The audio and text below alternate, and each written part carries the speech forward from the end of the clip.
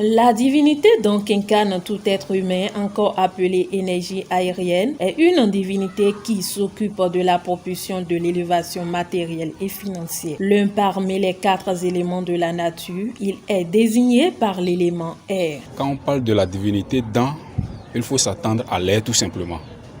La divinité dans, c'est l'air, parce qu'après avoir créé l'homme à son image, Dieu a soufflé dans ses narines.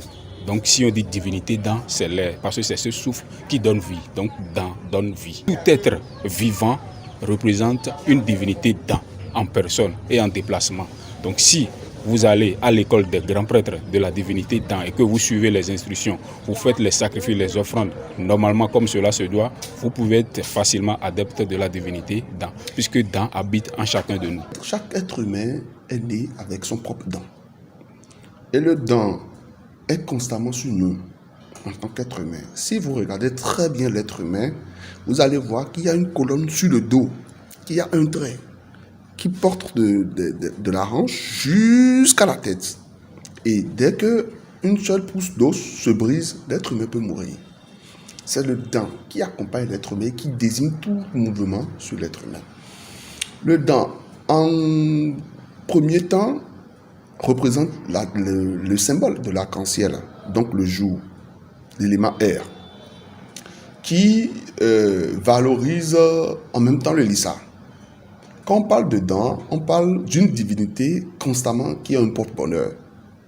Il ne fait pas de la magie. Parce que sans le dent, aucune divinité sur cette terre, dans ce monde, ne peut vous donner le bonheur.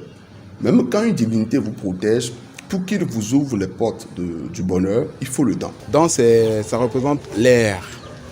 Vous savez que le monde, que ce soit le monde, que ce soit le corps humain, est constitué de 4 éléments. Nous avons l'élément terre. Là, c'est le sapata. Nous avons l'élément air, qui est des différents dents. Et nous avons l'élément feu. Là, il y a Rebioso et autres, tout ce qui suit. Nous avons l'élément eau aussi. Là, on retrouve aussi le torosu et d'autres dents, comme on peut facilement. Cette divinité bienfaitrice est protégée par le sapata. Nombreuses sont les formes de dents qui existent. Il y a plusieurs dents. Il y a le Renoudan, qui est communément appelé divinité familiale. Il y a le dent Aïdo Wedo, il y a le Wedo Agbanzé, il y a le Wedo Inzé, il y a le Wedo Zogbanon, il y a le Wekoko. Il y a plusieurs d'autres que j'ignore, parce qu'on ne finit jamais de connaître. Chez nous ici, on parle de Mami, qui pour nous autres, Mami c'est déjà un mot anglais, ça veut dire maman, c'est lié à la mère, c'est-à-dire la mère. Nous avons aussi des dents qui sont liées aux eaux, aux fleuves et aux consorts. Et il y a aussi le dent de la forêt, de la brousse. Donc il y en a plusieurs, mais tout est sur le même sens, tout est sur la même entité air.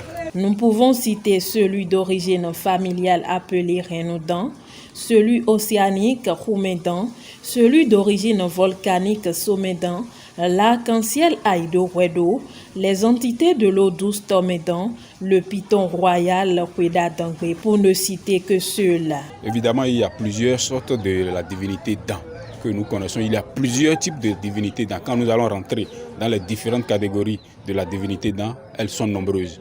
Nous allons en citer quelques-unes. Il y a dans Mami, il y a dans Lissa, il y a dans Tohosu, il y a dans Hoho, il y a dans même qui rentre dans Sapata, dans la divinité Sapata. Il y a dans de l'air, il y a dans de l'eau, il y a dans de la mer. Il y a différentes sortes de dents. Aujourd'hui, nous rentrons dans les mamies. Il y a encore différentes sortes de mamies, ainsi de suite. Il y a les dents blancs qui prennent généralement de l'huile d'arachide, c'est-à-dire l'huile blanche. Il y a des divinités dents qui prennent généralement de l'huile rouge, etc., etc. Et les autres Wedo que je ne maîtrise pas se trouvent sur d'autres divinités. Les oiseaux que je viens de citer, à ma connaissance, sont les oiseaux les plus principaux, les plus populaires au fait, et les plus vénérés.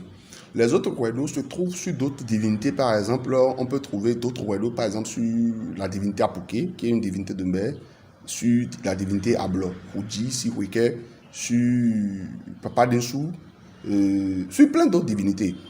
Par exemple, quand on parle de divinités comme le Gambara, le Koku, la Tigali, il y a aussi le Dan sur ça. Notons que la divinité Dan est adorée selon certains principes. La qualité de ces personnes doivent être l'honnêteté et l'amour du prochain. Vous savez, quand on parle de totem, souvent les gens se disent mais c'est difficile. Non. Un totem déjà, ça te permet de te retenir face à certains vices, face à certains dépassements. Par exemple, il y a des gens qui ne doivent pas prendre d'alcool ou bien trop d'alcool. Donc, il faut savoir se maîtriser vis-à-vis de certains vices. Ouais, donc, c'est un peu ça. Et nous, par exemple, moi, personnellement, je ne mange pas la viande de bœuf. Ouais, donc, parce que je suis dans lié à la mer.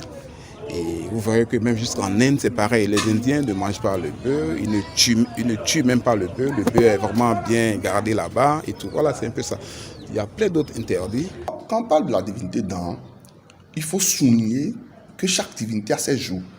Dans différentes communautés, les jours des Dan varient selon les jours des marchés. Symboliquement, le vendredi est un jour de Dan, communément pour tout ce qui est vaudou. Mais la plupart du temps, de ce qui appartient dans le monde Dan. Quand tu es un adepte ou quand tu as le Dan sur ton phare, quand c'est le phare par exemple, ça varie des principes des interdits du base du phare que tu as.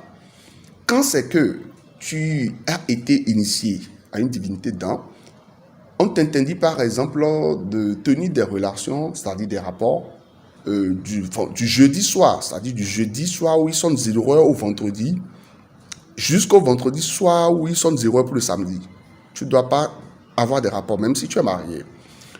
On te soumet, par exemple, le vendredi d'être en trou blanc, de jeûner et de manger que du fruit. Et les interdits du Dan, pas du principe du type de Dan qu'il s'agit. Ça varie encore selon ce que le Dan mange. Si par exemple c'est un Dan familial, les principes et rigueurs de ce Dan dépendent des principes de base de cette famille. Donc on ne peut pas souligner que c'est ça et ça et ça forcément. Ça va de communauté et de famille en famille. Si vous êtes un adepte ou une adepte de la divinité Dan, la première des choses à faire, c'est d'être pur de cœur, d'âme et de corps. Vous devez être une personne très propre, très chaste. On ne vous demande pas forcément de rester chaste de toute votre vie, mais savoir s'approcher du sexe. Il faut aimer le blanc, il faut aimer les fruits, il faut aimer la vérité, il faut éviter la débauche, il faut éviter la démesure en toutes choses. En effet, le prêtre doit éviter la consommation de certains aliments qui constituent également une interdiction pour les adeptes.